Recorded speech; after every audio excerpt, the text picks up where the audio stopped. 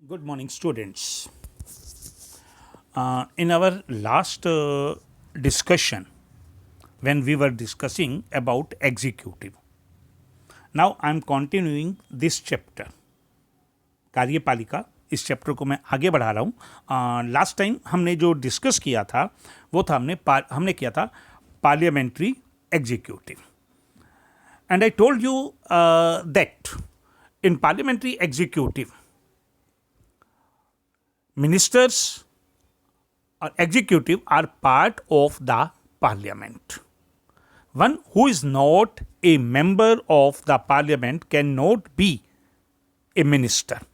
And if due to some emergency such a person is appointed as the minister, he must be elected for the house within next 6 months from the date of appointment as the minister. Now today we will discuss about the discretionary powers of the president. Discretionary powers हम हिंदी में इसको कहते हैं राष्ट्रपति की विशिष्ट शक्तियाँ.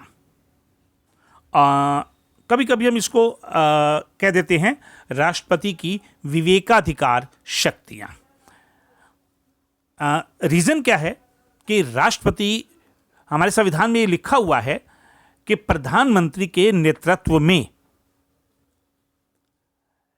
राष्ट्रपति की सहायता के लिए प्रधानमंत्री के नेतृत्व में एक मंत्रियों के समूह का गठन किया जाएगा.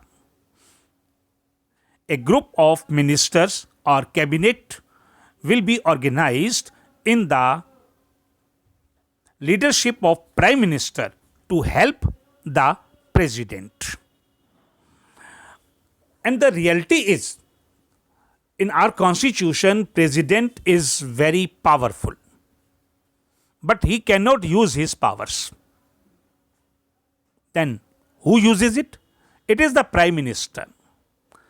उन शक्तियों को प्रधानमंत्री प्रयोग करता है. राष्ट्रपति एक प्रकार से इन शक्तियों को मंत्रिपरिषद और प्रधानमंत्री की सलाह पर ही प्रयोग करता है. लेकिन कुछ स्थितियां ऐसी हैं जिनमें राष्ट्रपति केवल अपने विवेकाधिकार पे, अपनी सूझबूझ के आधार पर इन पावर्स को प्रयोग करता है, जिनको हम डिस्क्रेशनरी पावर या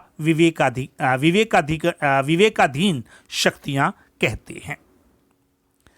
सबसे पहली जो चीज है, फर्स्ट है, can get any information from the government.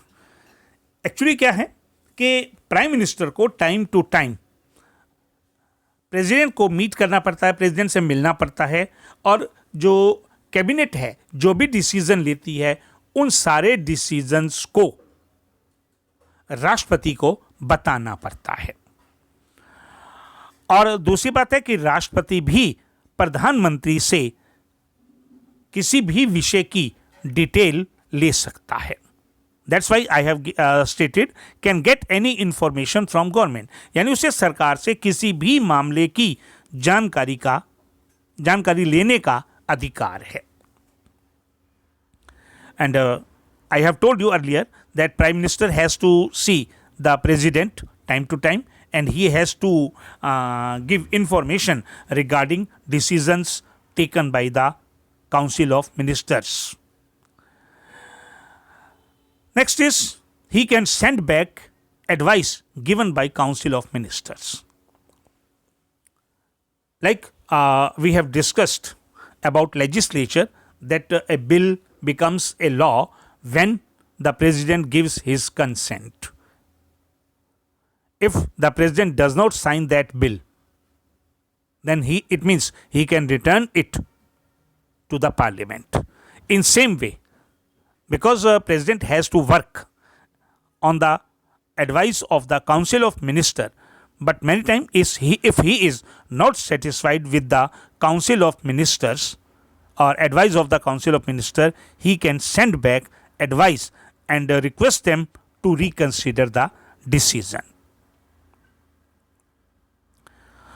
Next is, can withhold bill passed by the parliament. As earlier I told you that the president a bill does not become a law until the president sign it. Then, can he hold the bill? The answer is yes. If you ask for how much time, then the answer is for unlimited time. There is no detail for how much time a president can hold the bill. ऐसा संविधान में कहीं नहीं लिखा हुआ है कि राष्ट्रपति को इतने दिन के अंदर या इतने समय के अंदर उस बिल पर हस्ताक्षर करने ही पड़ेंगे. No. So if the parliament, both houses of parliament pass a bill and then send to the president for his consent or for signature, and the president has some doubt or he has some query, then he can hold the bill and he will consult the experts, expert of constitution. He may consult with the Supreme Court and the Chief Justice of Supreme Court. In this way, there is no limitation for how much time he can hold the bill.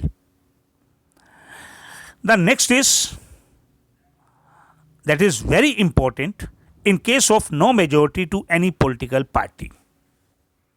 यानी अगर किसी party को संसद में बहुमत नहीं मिला, क्योंकि ये तो आपको पता है कि जिस दल को मेजॉरिटी मिलती है चुनाव में, उसी दल की सरकार बनती है. But many time it happens no party gets majority. Like in our parliament 543 members are elected. It means if a party wants to form a government, then that party must have minimum 272 seats or 272 members from that party. अब अगर किसी भी party को majority नहीं मिली, किसी के पास clear majority नहीं है, उस कंडीशन में प्रेसिडेंट को क्या करना है?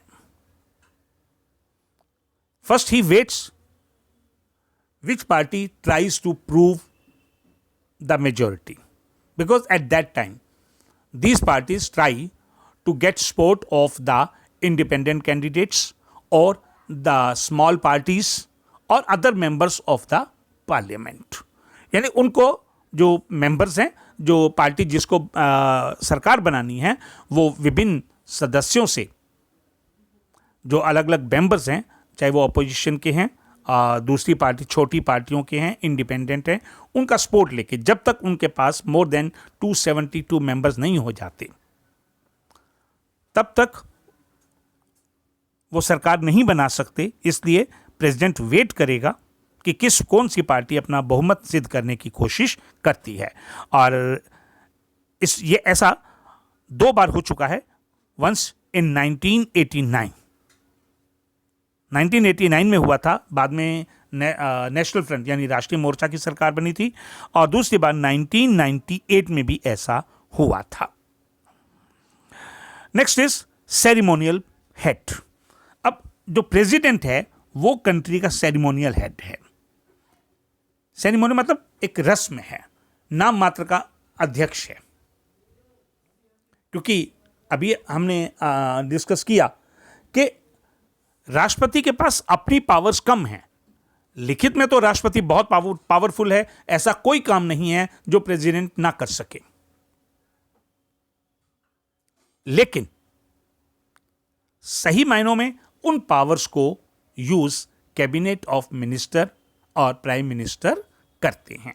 तो इसलिए many time it is said that president is the ceremonial head of the state. Now next is appointment of prime minister.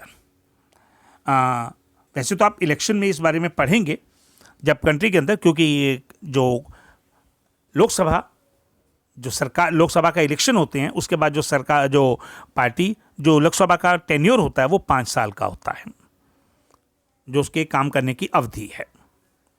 अब जिस पार्टी को मेजॉरिटी मिलेगी, प्रधानमंत्री उसी पार्टी का बनेगा. So, whichever party gets majority in the parliament, leader of that party, actually those all member which party has got majority, the members of that party elect one person as their leader, and it is informed to the president, and then the president invites that person to take oath as the prime minister. So in this way, the president appoints the prime minister. But it should be clear to all of you that the president is not too free to appoint anyone as the prime minister.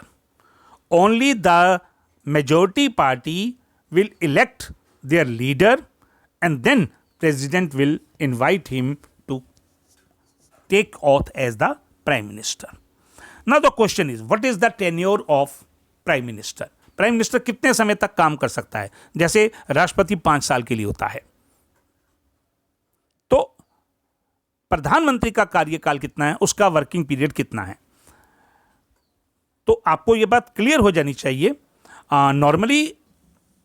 Normal condition में president जो prime minister होता है उसका चुनाव 5 साल के लिए ही होता है. But due to some other circumstances, unavoidable circumstances, the majority party lose its majority. The majority party may lose its majority in the House, or no confidence motion is passed against the government in the House. In that case, the prime minister will have to resign before completion of the time. So, जो prime minister होता है वो ruling party का leader होता है. President उसे invite करता है प्राइम मिनिस्टर के रूप में शपथ लेने के लिए, ओथ लेने के लिए. After that the prime minister prepares a list of the person to whom the prime minister wants to appoint as ministers.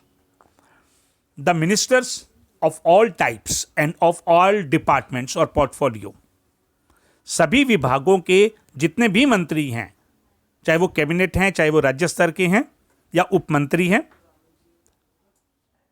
या वो किसी भी टाइप के मंत्री हैं, जितने भी हैं, इन सब को कलेक्टिवली काउंसिल ऑफ मिनिस्टर्स कहा जाता है. बट जो इंपॉर्टेंट डिपार्टमेंट होते हैं, जैसे home ministry, foreign ministry, transport ministry, finance ministry, ये जो बहुत इंपॉर्टेंट नेशनल इंटरेस्ट के डिपार्टमेंट होते हैं, इनके जो हेड होते हैं उनको कैबिनेट मिनिस्टर कहा जाता है. तो एक तरीके से कैबिनेट मिनिस्टर जो है, कैबिनेट जो है वो काउंसिल ऑफ मिनिस्टर का पार्ट होती है. अब क्वेश्चन आता है tenure of council of minister. तो जो काउंसिल ऑफ मिनिस्टर है इसका कार्यकाल कितना है? इसका कार्यकाल उतना ही रहेगा जितना प्राइम मिनिस्टर का होगा.